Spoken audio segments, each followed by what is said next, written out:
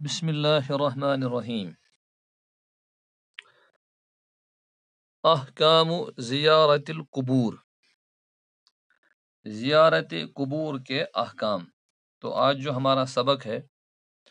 وہ یہ ہے کہ قبروں کی زیارت کے سلسلے میں جو موٹے موٹے احکام ہیں، تو یہ باب ان کے سلسلے میں ہے۔ تستحب زیارت القبور للرجال، مستحب ہے قبروں کی زیارت للرجال، مردوں کے لیے۔ وَتُكْرَهُ زِيَارَةُ الْقُبُورِ لِلنِّسَاءِ فِي هَذَا الزَّمَانِ، اور مکروہ ہے قبروں کی زیارت عورتوں کے لیے اس زمانے میں۔ تو قبروں کی زیارت سنت ہے، حضور صلی اللہ علیہ وسلم قبروں کی زیارت کے لیے جاتے اور آپ دعا بھی فرماتے، جیسے کہ حضرت عائشہ رضی اللہ عنہا کی روایت میں ہے کہ ایک رات آپ صلی اللہ علیہ وسلم کو میں نے نہیں پایا، تلاش کیا، معلوم چلا گھر سے باہر نکلے ہیں، تو آپ سے ملاقات ہوئی۔ آپ نے فرمایا کہ مجھے بقیع غرقد میں مدفون لوگوں کی دعا کے لیے بھیجا گیا تھا، تو آپ صلی اللہ علیہ وسلم ان کے لیے دعا کرنے کے لیے گئے تھے۔ اور یہ دعائیں تو باضابطہ منقول ہے کہ جب تم لوگ قبرستان جاؤ تو وہاں یہ دعا کرو اس طرح: السلام علیکم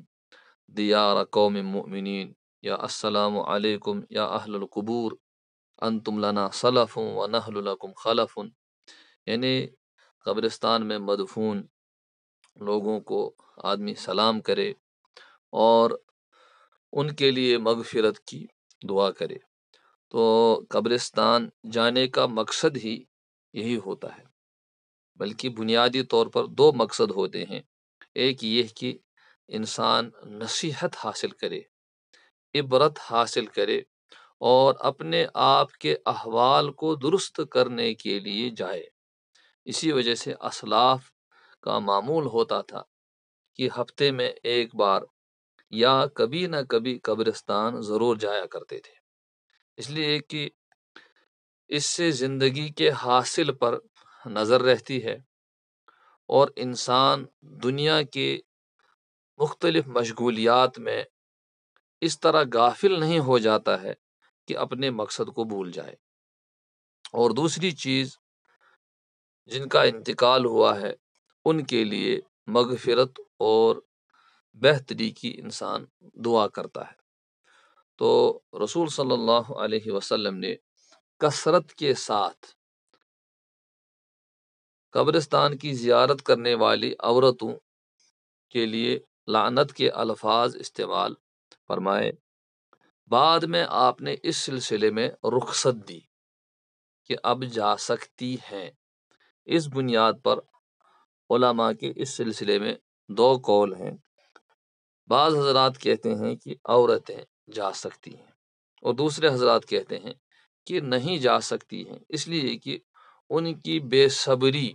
کا عالم ہمیشہ ایک جیسا ہے۔ اور جو حضرات جانے کی اجازت دیتے ہیں وہ بھی اس بات کی پابندی لگاتے ہیں کہ بے صبری کا مظاہرہ وہاں نہیں ہونا چاہیے، اور اس طرح نہ ہو کہ اپنے بال نوچیں، کپڑے پھاڑیں، جو ہے اپنے آپ کی پٹائی کریں، تو اس طرح کی چیزیں نہیں ہونی چاہیے۔ اگر اس طرح کی چیز ہے تب تو تمام لوگوں کے نزدیک ایسا کرنا مکروہ ہے، اور یہ صورتحال انسان خود ہی سمجھ لیتا ہے کہ ہمارے گھر کی عورتوں میں کس طرح کی نوعیت ہے۔ ویسے بھی انسان اگر قبرستان سے اس کے آس پاس سے راستہ ہو کر کے جاتا ہے تو چلتے ہوئے انسان دعا کر سکتا ہے۔ بہرحال فی نفس ہی اس بات کی گنجائش ہے۔ تستحب قراءۃ سورۃ یاسین عند زیارت القبور، تو جن حضرات کے ہاں قرآن کریم کے ذریعے سے ایصال ثواب کی گنجائش ہے قرآن کریم پڑھ کر کے ایصال ثواب کیا جا سکتا ہے، تو ان حضرات کے نزدیک یہ بات مستحب ہے کہ سورہ یاسین پڑھا جائے اور اس کا ثواب ان کو بخشا جائے۔ جن حضرات کے ہاں قرآن کریم کے ذریعے سے ایصال ثواب نہیں کیا جا سکتا تو مطلق دعا کی بہرحال اجازت دیتے ہیں، اور دعا کے سلسلے میں ہاتھ اٹھائے بھی جا سکتے ہیں اور ہاتھ چھوڑے بھی جا سکتے ہیں، بلکہ اس سلسلے میں بہتر طریقہ یہ ہے کہ آدمی قبلہ رو کھڑا ہو جائے، تاکہ اس بات کا شائبہ نہ رہے کہ یہ قبر میں موجود لوگوں سے مانگ رہا ہے۔ یکرہ وطء القبور بالاقدام،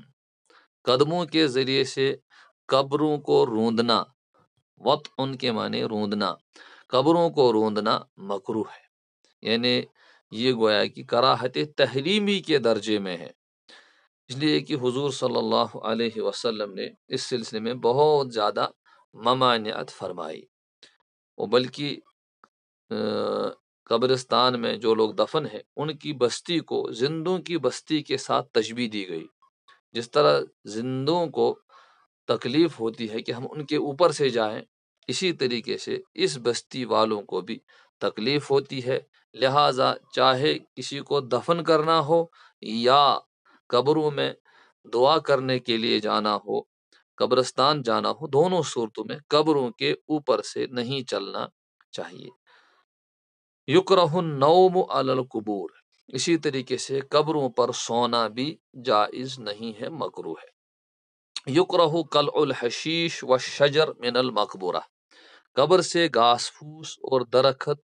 اکھاڑنا یہ بھی مکروہ ہے۔ تو اس سلسلے میں ہم موجودہ صورتحال جو ہے مختلف جگہوں پر قبرستانوں کی، کہ لوگ گھاس پھوس نکالتے نہیں ہیں، اس کی وجہ سے یہ صورتحال بھی پیدا ہو جاتی ہے کہ پھر جب کسی کو دفن کرنا ہو مشکلات ہو جاتی ہیں، اور کانٹے وغیرہ اس طرح کی چیزیں، یہ چیزیں بھی لوگ نکالتے نہیں ہیں۔ دراصل یہ جو کراہت ہے یہ اس صورت میں ہے کہ جب ابھی وہ گھاس پھوس تازہ ہے، جب وہ ہلکی سی مرجانے لگتی ہے، یعنی تیار ہو گئی، اب اس کو کاٹا جا سکتا ہے، اور اسی طریقے سے قبرستان کو اس میں جو کانٹے وغیرہ ہوں وہ نکالے جا سکتے ہیں، گویا کہ اس کے بعد اس کی صفائی کی جا سکتی ہے، لیکن جب کہ ابھی تازہ ہی ہے تو اس صورت میں ایسا کرنا مکروہ ہے۔ گویا کہ قبرستان جاتے ہوئے انسان اس بات کا خیال رکھے کہ وہ دراصل اپنی نصیحت کے لیے جا رہا ہے، اور وہاں آرام فرما رہے لوگوں کے لیے دعا کے لیے جا رہا ہے۔ تو یہ دو بنیادی چیزیں ہیں جن کا خیال رکھنا ہے، اور پھر جو اس کے آداب ہیں کہ داخل ہوتے وقت وہاں پر دعا کرے اور ان کے لیے مغفرت کی دعا کرے، لیکن قبروں کی بے حرمتی کا سبب انسان نہ بنے۔